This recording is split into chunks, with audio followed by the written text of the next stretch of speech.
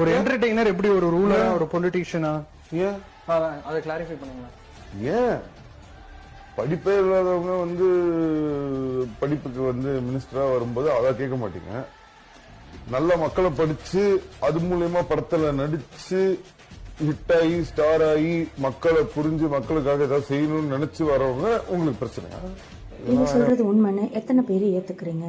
நம்மளை அதாவது தமிழக மக்கள் ஆள்றதுக்கான எல்லா தகுதியும் விஜய்க்கு இருக்குன்னு நினைக்கிறீங்களா? மனசு ஆள்றது தாங்க கஷ்டம். அதையே அவர் செஞ்சுட்டாரு.